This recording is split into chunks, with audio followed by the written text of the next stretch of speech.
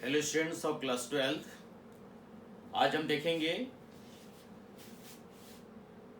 Determinant का एक topic exercise 4.1। इसके पहले हम लोग को फैक्टर माइनर वगैरह देख चुके थे, किस तरह से डिटरमिनेंट को इवेल्युएट करते हैं। तो उससे रिलेटेड एक्सरसाइज 4.1 में है कुछ क्वेश्चंस जो बोर्ड एग्जामिनेशन के लिए इम्पोर्टेंट है। आपको इसको देखना है और मेमोराइज करना है, क्योंकि ये सब क्वेश्चंस बीच बीच में थोड़े थोड़े छोटे मार्क्स के पूछ दिए जाते हैं, इसलिए आप ध्यान से देखिए और समझने का प्रयास कीजिए। चलिए देखते हैं। जिससे पहला क्वेश्चन आप देख रहे हैं, इवेल्युएट, बहुत सिंपल टेक्निक है। तो चलिए देखते हैं सॉल्यूशन। नंबर 1, ये आपका कहा है इवेल्युएट, कहा है इवेल्युएट। तो आप क्या करेंगे, आप बेहतर जानते हैं। जो डायगोनल के एलिमेंट हैं उसको आप उससे मल्टीप्लाई करते हैं।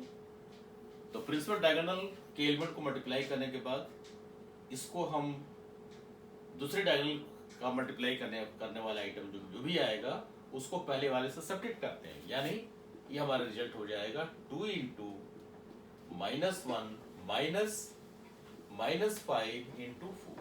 क्लियर? इस हिसाब से, यानी यदि A11 A12 A21 A22 है तो A11 A22 मल्टीप्लाई होगा -A12 और A21 मल्टीप्लाई होगा, इस तरह से। तो कितना हुआ है, -2, ये आपको माइनस प्लस हुआ +20, यानी 20 - 2 = 18। ये आपका आंसर आया। समझ गए? इवेल्युएट करने के लिए कहा जाए तो इस तरह से आप कर सकते हो। चलिए थर्ड को देखते हैं। सॉल्यूशन थर्ड, इसमें कहा गया है कि यदि ए दिया हुआ है तो प्रूफ करना है कि ये पार्ट। तो आप क्या करेंगे, देखिए। तो पहले हम लोग इसको जो चाहिए हम 2a निकाल लेते हैं। तो 2a यानी 2 times matrix A. Matrix A आपका क्या है, 1 2 और 4। अब आप क्या करेंगे, 2 से मल्टीप्लाई करेंगे तो सभी एलिमेंट 2 से मल्टीप्लाई हो जाएगा, यानी हो जाएगा ये 2 2 इंटू 2 4 2 इंटू 4 8 2 इंटू 2 4। इस तरह से रिजल्ट आया। ओके, ये 2 आ गया। अब इसका आप क्या करेंगे, डिटरमिनेंट लीजिए। Taking determinant 2a, determinant 2a is equal to determinant 2 4 and 8 4। Correct? अब आप इसमें क्या करेंगे, फर्स्ट रो से 2 कॉमन ले लीजिए और सेकेंड रो से भी आप 2 कॉमन ले लीजिए। ठीक है, फर्स्ट रो से आप 2 कॉमन ले रहे हैं, सेकेंड रो से भी 2 कॉमन ले सकते हैं, क्योंकि फर्स्ट रो को 2 से डिवाइड किया जाए तो डिटरमिनेंट भी 2 से डिवाइड होता है, रूल है। तो हम यहां पर कर दिया, फर्स्ट रो से 2 कॉमन, सेकेंड रो से 2 कॉमन, अंदर बचा 1 2 1 2, यहाँ क्या बचा 4 और यहाँ बच गया 2। इस तरह से बच गया। करेक्ट? अब इसको आप कैलकुलेट कीजिए कि कितना हो जाएगा, 2 इंटू 2 4 एंड देन 2 इंटू 1 2 -8, यानी हो गया 4 इंटू -6। अब देखिए, आपको डिटरमिनेंट ए चाहिए, डिटरमिनेंट ए निकालिए। तो डिटरमिनेंट ए आपका हुआ डिटरमिनेंट 1 2 and 4 2 1 2 and 4 2। ओके, तो है ही, इसको क्यों कैलकुलेट किया, ठीक है, नो प्रॉब्लम। ये आप डायरेक्ट कर दीजिए, चूंकि पहले से अवेलेबल है हमारे पास है, तो हम यहाँ पर कुछ नहीं करने वाले हैं। ये आपका हो गया 4 इंटू, ये क्या हो गया, डिटरमिनेंट ऑफ मैट्रिक्स ए, यानी डिटरमिनेंट ए कर सकते हैं, यानी हो गया 4 इंटू डिटरमिनेंट, ऐसे कर दीजिए। ये आपका हो गया प्रूफ। तो आप देखिए, छोटा सा टेक्निक है, इसमें कौन सा टेक्निक लगा हुआ है, 2 से मल्टीप्लाई करने के बाद सभी एलिमेंट इसके 2 से मल्टीप्लाई हो जाएंगे। उसके बाद जो है डिटरमिनेंट लेने के बाद जो डिटरमिनेंट के रूल है उस रूल को लगा करके रिजल्ट निकाल सकते हैं। ये आपका फर्स्ट हो गया, थर्ड हो गया। अब चलिए हम फोर्थ को देखते हैं। फोर्थ में भी एग्जैक्टली सेम टेक्निक यूज होगा, लेकिन थर्ड ऑर्डर का है। चलिए देखते हैं, नो प्रॉब्लम। थर्ड ऑर्डर का है। इसको हम लोग एक बार देख लें क्या कर रहा है।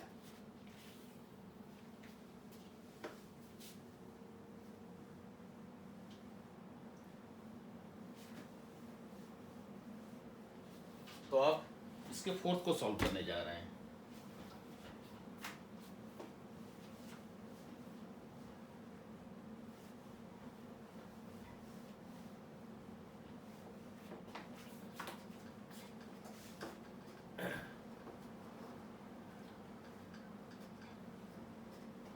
यस,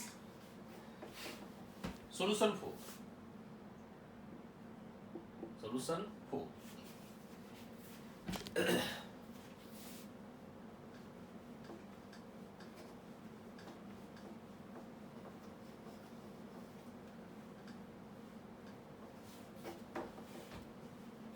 अब क्या आ गया सॉल्यूशन, ये आपका आ गया if det A is equal to matrix 1 0 1, तो आप फिर उसी तरह से करेंगे। आप 3A ले लीजिए डायरेक्ट, नो प्रॉब्लम। 3A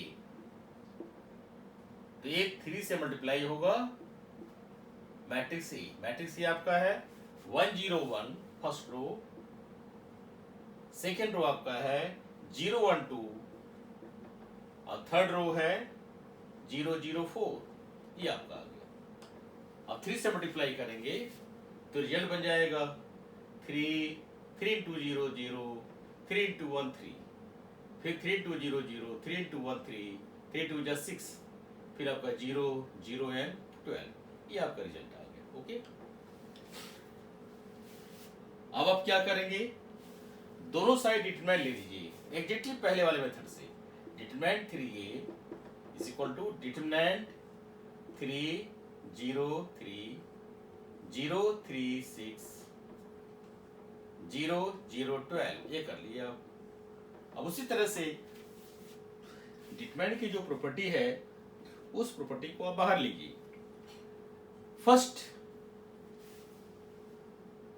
रो आपका जो फर्स्ट रो है 3 है, 3 कॉमन ले लीजिए, सेकेंड से भी 3 कॉमन ले लीजिए और थर्ड से भी 3 कॉमन ले लीजिए। तो कितना हो जाएगा 3 into 3 into 3।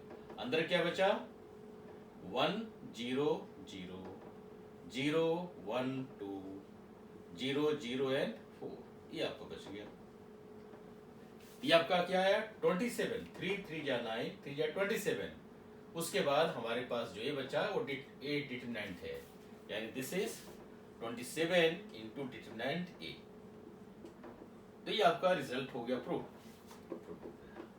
तो देखिए सेम टेक्निक्स को यूज किया। यहाँ दो चीजें यूज हुई है। पहला, यदि किसी भी मैट्रिक्स को किसी नंबर से मल्टीप्लाई किया जाए तो सारे एलिमेंट उस नंबर से मल्टीप्लाई हो जाते हैं। उसके बाद दूसरा चीज है कि यदि हम डिटरमिनेंट लेते हैं तो फर्स्ट रो को जितना से डिवाइड करेंगे उसी नंबर से वो मल्टीप्लाई हो जाएगा। जैसे 3 से डिवाइड किया 3 से मल्टीप्लाई किया, सेकेंड को 3 से डिवाइड किया तो 3 से मल्टीप्लाई कर दिया। इस तरह से थर्ड रो को भी वही काम किया। ये 27 हो गया, बाकी बचा हमारे पास मैट्रिक्स है डिटरमिनेंट है, सॉरी। तो ये प्रूफ हो गया फोर्थ। अब चलिए हम 7th की ओर देखते हैं।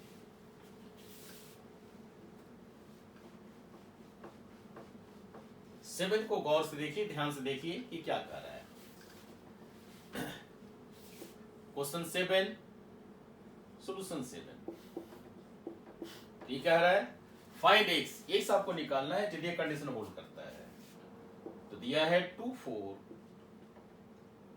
5 1 is equal to 2x 4 6x। अब देखिए ये दोनों ही डिटरमिनेंट हैं। यदि ये मैट्रिक्स होता तो हम इसके एलिमेंट को कंपेयर कर लेते, लेकिन चूंकि डिटरमिनेंट है तो आपको इसको इवैल्यूएट करना ही पड़ेगा। तो इवैल्यूएट कर लीजिए 1 into 2 minus 5 into 4, वही काम यहाँ कर लीजिए। तो आपका रिजल्ट बन जाएगा 2 into 1 minus 5 into 4 is equal to 2x into x minus 4 into 6। फिर आपका बना है 2 minus 20 is equal to 2x square minus 24। अब आप इसको सॉल्व करेंगे तो -18 is equal to 2x square -24। अब आप -24 को लेफ्ट साइड ले जाइए तो बन जाएगा +24 -18 is equal to 2x square. इसको सॉल्व कीजिए, 14 में से हट गया 6 is equal to 2x square, यानी 2 से फिर डिवाइड कीजिए तो क्या बचेगा, x square is equal to 3, यानी x इज इक्वल टू ±√3। ये आपका रिजल्ट आया, ये आपका आंसर आया। इस तरह से आप इसको कर सकते हैं। आप चेक करना है तो आप चेक कर सकते हैं, यह देख लीजिए राइट साइड बैठा करके 2x √3 2√3, ये 2√3 आया है, √3 आया है, तो मल्टीप्लाई करेंगे 6 हो जाएगा। 6 - 6 × 4 24, तो 24 में से जैसे आप देखिए 2 × √3 × √3, तो √3 × √3 हो गया 3 × 6 2 6, ये आ गया 24 6 - 24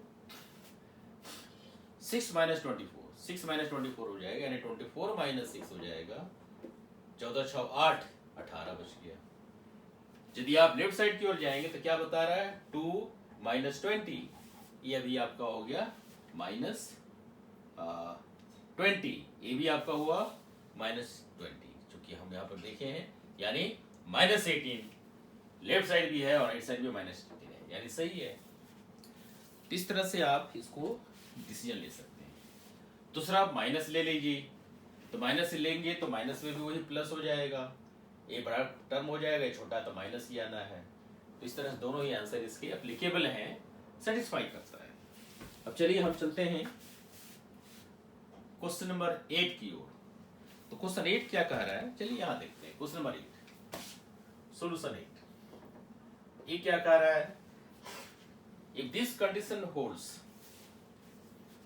यदि x2 18x इस तरह से है, तब x की वैल्यू क्या होगी, जैसे हम किए थे एज इट इज यहां भी करना है। तो सॉल्व कर दीजिए, x × x x square minus 36 is equal to 36 - 36 ये आपका हो गया x square -36 is equal to 0, यानी x square is equal to 36, यानी x इज इक्वल टू ±6। दोनों ही टर्म को लेके चलते हैं। अब हम चेक करते हैं कि +6 होगा कि -6 होगा कि दोनों होगा। चलिए पहले +6 चेक कर लेते हैं। तो +6 करेंगे तो हम चेक कर रहे हैं, चेक पहले +6 बैठा रहे हैं, यानी 6 2 18 6, ये आपका है 36 - 36, ये हो गया 0। राइट साइड वही आ गया, क्योंकि जो हमारा लेफ्ट साइड में वही राइट साइड आया है। चलिए अब आप माइनस कर लीजिए, तो माइनस करेंगे तो क्या होगा, -6 और -6 हुआ। लिटरली देखा जाए तो दोनों ही डिटरमिनेंट हमारे पास क्या है, एक में -6 और 2 है, यहाँ 6 2 है, यहाँ पर 18 6 है। तो देखा जाए तो ये दोनों में एक ही आंसर सही है, क्योंकि यहाँ माइनस लगाते हैं तो क्या आ रहा है, this is equal to 6 2 18 6।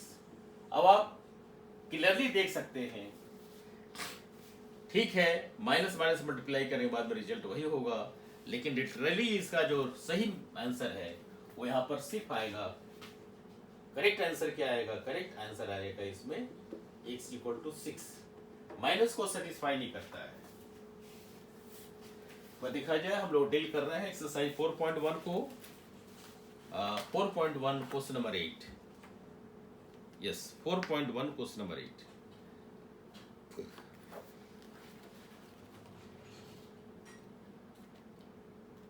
4.1 exercise 4.1 question number 8। इसमें जो रिजल्ट दिया है वो प्लस माइनस दोनों ही दिया है, क्योंकि हम मल्टीप्लिकेशन करने बाद में अभी फिलहाल जो हम देखें कि इसको देखा जाए, लेकिन मैट्रिक्स के केस में ये वैलिड है डिटरमिनेंट के केस में चूंकि डिटरमिनेंट क्या एक नंबर है, ध्यान रखिए क्यों इसको हम हटा रहे हैं, पहले करेक्ट किए थे लेकिन इसको हम अभी आंसर दे रहे हैं क्या +-6 दे रहे हैं। क्यों? क्योंकि डिटरमिनेंट एक नंबर है, -6 और -6 को मल्टीप्लाई करते हैं तो +36 होता है -36। यदि ये मैट्रिक्स होता तो बराबर नहीं होता, इसीलिए करेक्ट ऑप्शन हमारा +-6 हुआ, यानी इसका जो बी ऑप्शन है वो सही है। तो ये आप देखिए यहां ध्यान से, क्लियर है? तो इस तरह से भ्रम होता है कब कभी आंसर मिलाने के लिए, इसलिए दोनों ही, जैसे यहाँ पर दोनों आंसर सही लिया था तो इस तरह से वहां भी वही चीज है। क्योंकि यहाँ पर एक हम √3 लिए थे, √3, फिर उसके बाद सॉरी यहाँ √3 लिया, यहाँ भी √3 लिया, फिर -√3 लिया, तो दोनों ही एप्लीकेशन सही है। तो इस तरह से 4.1 के एक्सरसाइज को डील किया गया। अब नेक्स्ट लेक्चर में हम लोग देखेंगे प्रॉपर्टीज ऑफ डिटरमिनेंट, कुछ प्रॉपर्टी के बारे में कुछ आइडियाज आपको दिए थे इसमें हम। तो नेक्स्ट लेक्चर में हमारा प्रॉपर्टीज ऑफ डिटरमिनेंट होगा, फिर आगे चलेंगे एक्सरसाइज को सॉल्व करने के लिए। तो आप इसको देखिए, ज़्यादा से ज़्यादा इसको शेयर करने का प्रयास कीजिए, जितना आपस में शेयर करेंगे उतनी ही आपकी अंडरस्टैंडिंग पावर बढ़ेगी। क्योंकि जब भी आप कोई चीज़ शेयर करते हैं तो वो चीज़ें आपके मन में बैठ जाती हैं, और जब चीज़ें मन में बैठ जाती है तो आपका अपना हो जाता है।